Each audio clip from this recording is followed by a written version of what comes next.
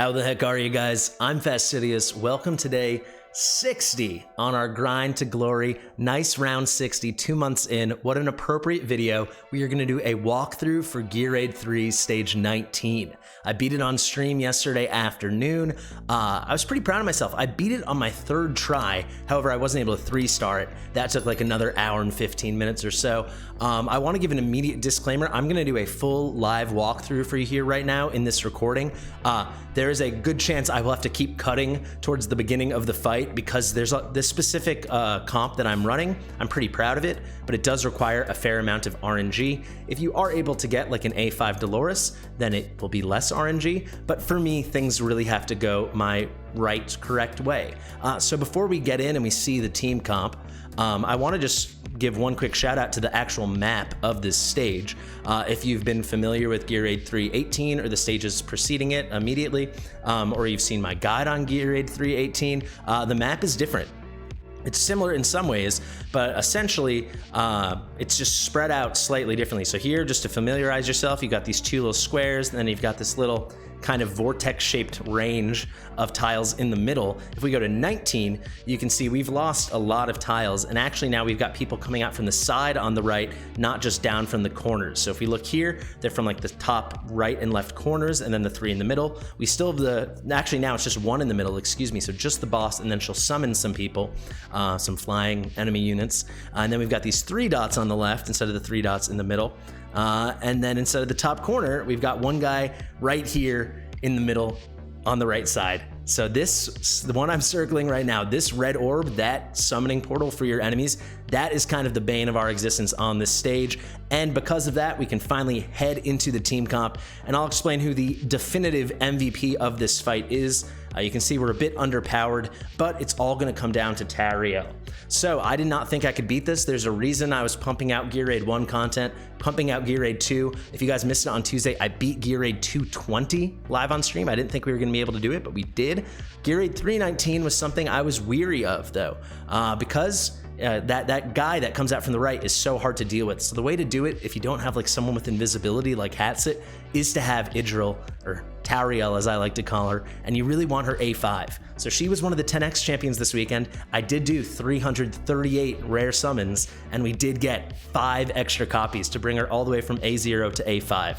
So I'm gonna go into the fight very shortly, but I did want to already get a breakdown into Tauriel going on, just to kind of explain. You might be like me and thinking you can't do this. If you do have Tauriel, and either she's super duper duper strong, or ideally you have her A5, that'll make it a lot easier, then absolutely this Idril, this Tauriel can be your carry for this stage. So why is that? Let's go to the skills. It's all about the ultimate here, guys. The attack range becomes unlimited. She can hit any spot enemy, any enemy on the map, because it's really impossible to point to that guy on the right side. Tauriel can do it when you trigger this ult. Attacks a single enemy 3 times, each time dealing 80% attack damage. This effect's gonna last for 25 seconds. However, if we look here at the awakenings, we'll do a full little breakdown of her at the end, but this is what matters. Using Limitless Shot recovers rage for allies with 5% of their rage caps, so she's gonna keep everyone else's rage going, herself included. And then most important, during the effect of Limitless Shot, every kill extends the duration by 3 seconds. She can pick off the guy from the middle on the right, but then also the people in the back corner on the right. We need this, man. It was huge. I will also show you, you might be, if you watch a lot of my content, if you're familiar with me, you will probably recognize this gear set for weeks now. This has been the best gear I have on my account, and it's like the sisterhood of the traveling gear, you know? It was just on Deimos, then it goes to Comet. I move this gear set around at least 2 or 3 or 4 times a day.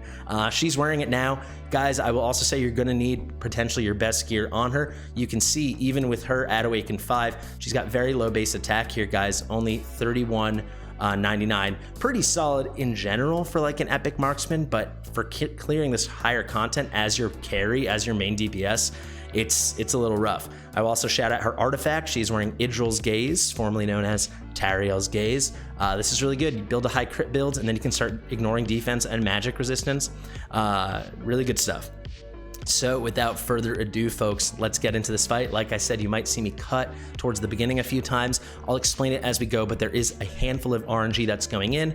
But yeah, here you can see the rest of the comp. We are bringing 3 legendary champions. I tried to limit this as much as possible. For Nyx, you absolutely could bring Maul. You do need to, clear the mobs on the left side. I'll show you over here where these 3 dots are in the top left corner. You will need some big AoE unit. So Nyx or Razak are great choices when it comes to legendaries. Maul would be an amazing choice. Even at like A5, Maul would be a better choice than Nyx. My Maul isn't built yet. I literally just pulled him the other day. So we're choosing Nyx. For Ezrein, you certainly don't need Ezrein. You could, you'd have to change your positioning around a little. You could bring Vortex or Hollow, but you probably need some little bit of healing. I'm just using Ezrein because I wanted to highlight him because the fact that he can heal anywhere on the board, kind of he has unlimited range on his heals, right? It's very cool to see, and I feel like he gets a bad rap. I'm definitely going to keep putting out more and more content on him. Finally, Arrogance. This is where you actually do need a legendary champion, I believe, for this comp. It doesn't have to be Arrogance, but I do think it needs to be at least Aspen, but preferably it really should be Arrogance or Zealot because you need this really special, unique range. I'll show you right now. So you can see this range here where you got like the 2 to the side and then up 1 and then up the middle 3 tiles in front of you. So Aspen, Zealot, and Arrogance have that. You could do it with Aspen instead of Zealot or Arrogance, but you'd probably need a really nice build on him. All right, without further ado, let's hop into this fight. It's going to happen pretty quick, so we're definitely going to start on 1x. You can see we're bringing 2 rare champions, the first of whom is going to be our first deploy, Narvi. There we go. We get her down. Now we can throw it on 2x. Let's get Tauriel ready, Idril ready. I'm going to have to keep calling her Tauriel, guys. You know who I'm talking about. Now we can get Dolores down. I will make another caveat. You could certainly do this without Dolores. It's really hard. You'd need better gear than I have on Tauriel right now. So Dolores, her inspiration is going to help in a very big way. So we get those guys down. We can quickly trigger Narvi. Now you're going to place that great ranged melee unit. So whether that be Arrogance or Zealot or even Aspen. And now we can let this thing start going. The second Tauriel is loaded up, we can trigger that ult. Because she's going to keep it going. She's going to pick off the first guy from the right. We're going to hold off on Dolores, guys. I'm actually going to already place Wrath. You might be thinking, why Wrath? Just to get that extra 5% speed increase on Arrogance. It does actually help. And the second the boss comes out, now you can trigger Dolores. Next thing we can do is put a Brienne down. Brienne's wearing pretty good gear. It doesn't have to be amazing. Nothing like when we did 318 and she was wearing actually the gear Tauriel's wearing now. We're going to wait here. We can get Ezrein down, our healer. So you can see, guys, Ezrein only has 3 people in his range, but because of his unlimited range from his special ability, he's going to be A-okay. I'm going to keep this on 1x. If you did want to use like a Vortex, you could place him like here and point this way, and then just hope like your Arrogance isn't getting targeted. I think it should work if you have enough DPS. It did from my testing, but it's not going to be as reliable a strategy as this. So now we can trigger our Narvi. We got our second bout of cost generated. Now let's put down our AoE DPS. So this is where you can put your Maul or your Razak. I'm choosing to use Nyx, and keep in mind this is our new Nyx, the one that consumed our old Nyx when I made that horrible Nyx up. Let's keep it going now. And guys, that was the moment of RNG. I'm going to pause it for a second. There's a chance with with Dolores that she will start with 30% rage upon the finishing of her ult. A good way to tell is if she's like in line or about the same as Idril, as Tauriel. When that doesn't happen, I just have to start the run over. I can always beat it, but I can't always 3-star it. So because that happened, we are off to a good start. There's a touch more RNG that could happen. Let's leave it on 1x, but this might be the run here already. The second Brienne's loaded up, we can trigger. And then once she kills this guy, the second that guy dies, we can already pick her up because we're going to redeploy her and then later on Arrogance facing that away. But so far, pretty good. We can trigger Nyx. I'm going to keep it mostly going slow, guys. I want to make sure we do this right. It does get really hard timing out, and you do have to be a little lucky with the kills with these units over here. Okay, we can trigger Dolores now. And we wait for it. Okay, we trigger Tauriel, and now we gotta hope it lines up. She's gonna the boss is gonna die. The second the boss dies, We can pick up our Arrogance. Now we can put down, actually, a Lucas, another rare champion. His slows and his freezes are going to help us a lot at the very, very end of this fight, but we can get him down already. Now you can see Tauriel's going to focus on this guy over here. She's easily going to get the kill. The second she gets the kill, we can pop down Lunaria. And now we just have to make sure, because my Tauriel's not strong enough to guarantee every time we're able to kill all three before the ult runs out, because obviously these guys aren't in range. So we got to hope Lunaria does a little bit of DPS, but Lunaria never steals the kill. She might have just stole a kill there. We're gonna have to see. So see, we're gonna move on to the last person now. She's gonna run out of ult, so we do have a slight chance here when Brienne comes back up. Tara got a few nice hits out. Hopefully Lunaria can get a few more. This is about as tight as it could be. Come on, Lunaria, come on, baby. I think we're gonna get it, and Lucas will probably help us. You can see we're gonna get the extended range thanks to Lunaria as a Lord bonus. Then we're gonna get it. We're gonna get it. We just need one quick shot from Brienne. We can pick up Lunaria, and down it goes. I think we're gonna get it right here, guys. The RNG is going well for us right now. Let's click on that 2x. We can get ready. I'm gonna hold off on Dolores here. So now this is the second, this is the third of the guys, these annoying, pesky little, I don't even know what you call these. This something from D&D. One of these, not mind flayers, but these disruptors, or what are they called? Oh my God, I gotta look it up. I gotta look it up. Deadeye Tyrant, that's not what I'm thinking of. You guys know what I'm thinking of. Are they mind flayers? I think it begins with a D. You know what I'm thinking of, guys. Let me know in the comments. But what we can do, I'm getting distracted, trigger Dolores now, and now trigger Brienne. And with that slow from a Lucas, we are able to pull it off. And now we have Tauriel in range, guys. Obviously, that's why we put Dolores here. She can start picking these guys off. And now, ooh, I forgot to put down Arrogance, guys. If you're better than me, you would have remembered to put down Arrogance. And now we wait. Now we can put down Lunaria. It's gonna be a little tight because I forgot Arrogance. We should just snipe it. Come on, baby. And we just got it. I forgot to trigger Nyx, but we're A-okay. We did it. A lot of stuff happens really, really quickly. I forgot the name of that silly little D&D thing. But there you go. There's the W. That is a 3-star. I'll do a proper full guide on this, but I just wanted to have a proper walkthrough and to highlight it in the grind for glory, because we did beat it just yesterday. I'm not going to update that clearance. Our auto clearance is definitely faster, but you can see, let's go to next and look at the stats. Tauriel is an absolute goddess. I mean, Nyx is doing her thing on the side, clearing things out. Arrogance did really well. It would have been a lot smoother at the end if we had remembered to redeploy him quicker. Brienne is basically just there on mop-up duty. Lunaria is just for that touch extra DPS to help you if you're like me and you're lacking some damage.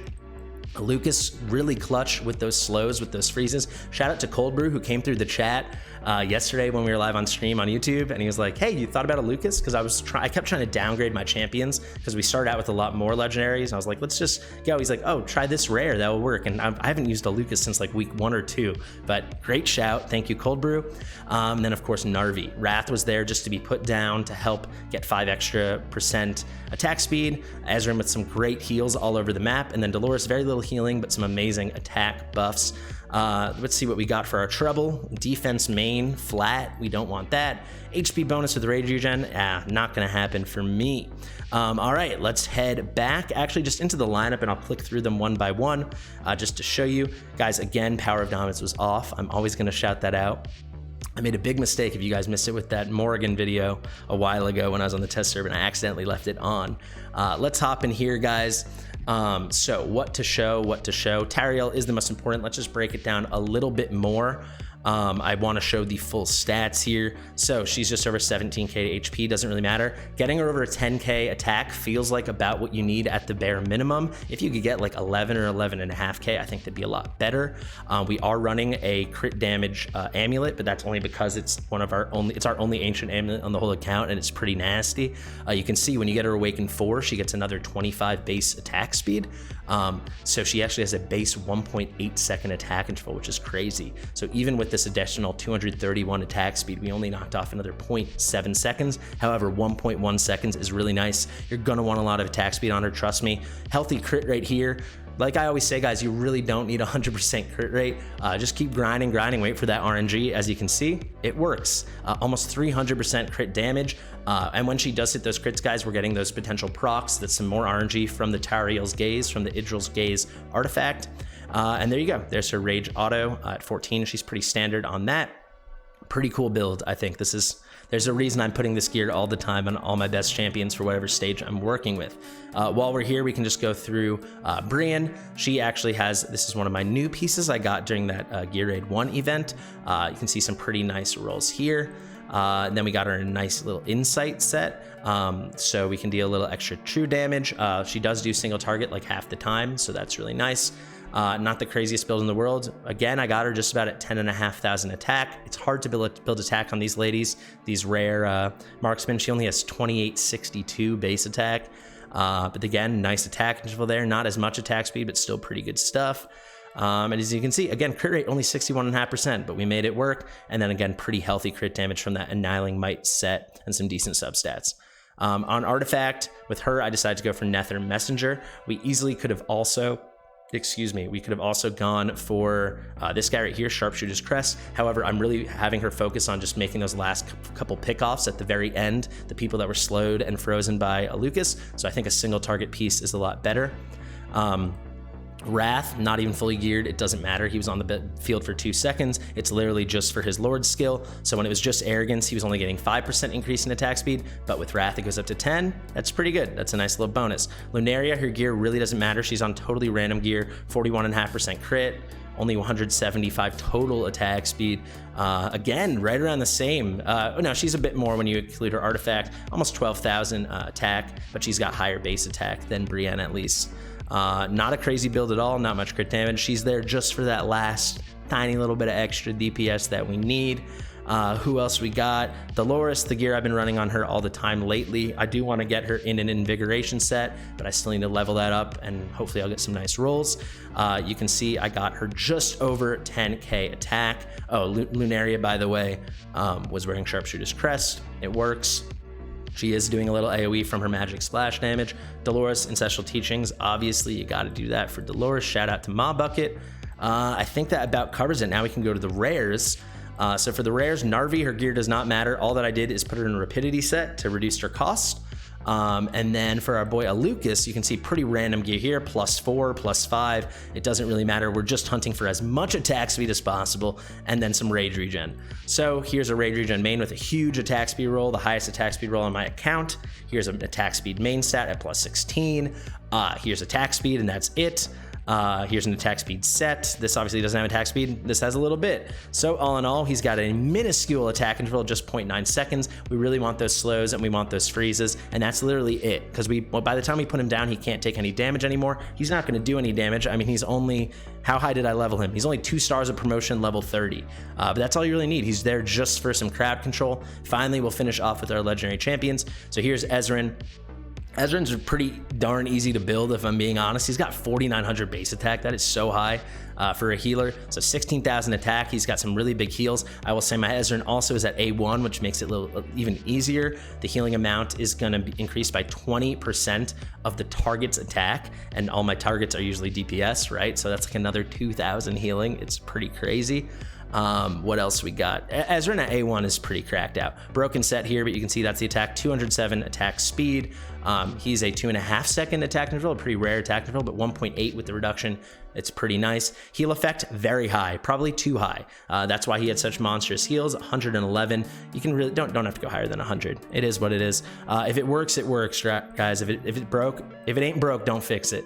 Arrogance in kind of a random build. I love Insight set on Arrogance. I really suggest it, guys. He's only 750 skill costs when you get him fully skilled out. And if you're using Arrogance, I'm sure you fully skilled him out. Or at least you're planning on doing it, because Arrogance is cracked. So you can see we're getting that huge boost from the 35% damage for 10 seconds after it ends. Really good stuff. Attack is pretty solid just because he has pretty solid base attack. Crit is okay at 70. I'm happy with it. Perfect if you're going to run him with an Autumn. That's another thing, guys. You could easily try this with Autumn instead of Dolores, but then you really got to stack attack as high as possible on Tauriel, so you cannot use a crit damage amulet like I did. Or a crit damage piece in general, I should say. Some really nice crit damage too. This is a pretty solid build for my Arrogance. Unfortunately, I had to run this nice piece, but you know, for a legendary piece, this is pretty sick. It is ancient, so it's got a little bonus in the main stat as well. And then finally, our girl Nyx. I highly suggest, please, oh please, Runner and Sharpshooter's Crest is amazing for her. As long as there's no enemies within one tile, she's going to do 20% extra AoE damage. Even though it's plus 10, I have not bonus promoted it, so this is the base 0 promo, as you can see. This is the best artifact she can use. And you can see she handled that thing like nothing, even when I forgot to trigger the ult at the end. Guys, I'm really satisfied that I beat that on my first try. It took a lot of RNG, and we got lucky. I would say with perfect focus and placements like I actually did there, besides a couple missed ult triggers and a arrogance placement at the end, this strategy probably works. I mean, we actually, you know what, let me pull up the skill that Dolores has to really explain it. So this here, wait, where is it? Okay, it is in the passive. Merciful Beauty, 50 seconds after being deployed, permanently increases basic attacks healing multiplier. Doesn't matter, but here we go. Graceful Dancing will have a 50% chance to increase Hero's Rage by 300 when it ends. If we look here at how much this costs to use Graceful Dancing, when you scale it up, it's 900. There's a big difference between 0 out of 900 and 300 out of 900. So you start with 33% initial rage already after it ends. It's a 50-50 chance, right? That's why I was saying there's a lot of RNG there, guys. If you look here on Awakenings, if you're able to get her Awaken 5, this is no longer a 50-50 chance. It is a 4 out of 5 chance, right? It's an 80% chance. That's a big difference. So you can more reliably do it. However, I will say with Power of Dominance, once you unlock it, it doesn't matter if you trigger a little later. So you're good to go. But for the initial clearance, I absolutely did need it for everything to line up properly. So there you go, folks. That's my comp. I'm pretty happy. We've beaten all the 19. So we were at 119, we were at 220, and we were at 319. I will say I gave 320 a quick look, and I could barely do any damage with my Idril, with my Tauriel at all. And I was like, you know what? I'm gonna come back to that in a long time. I'll give one last tip, guys. You can see I didn't use Laurel. Laurel makes this thing 100 times easier as long as you have her promo 5. So if you are struggling and you're struggling with my comp, you could easily skip out on the deployment of a Lucas and opt for a Laurel. So what's Laurel gonna do? I just wanna point this out. If we go to her skills and we go to talents, this only is unlocked at promotion 5, so you need to bring her at least 5 stars and then fully promote her from there. Additionally, upon death, provides surrounding allies with restoration of 50% of their rage cap upon death. Keep in mind, guys, by surrounding allies, it's not within her attack range, it's in the surrounding tiles. So the eight tiles around her that make the square around her smaller tile, right? But it's a great thing, you know, then you don't have to worry about the RNG for Dolores. You can get more uptime for sure on the ults from Tauriel, from Arrogance, or whatever range melee unit for that kind of stuff. This is a great little tip. I think that's a good way to end it, guys. Thank you so much for watching. I've been Fastidious. If you like videos like this kind of stuff takes a lot of work, so please consider liking the video, leave a comment, share it with your mother. I'll see you in the next one.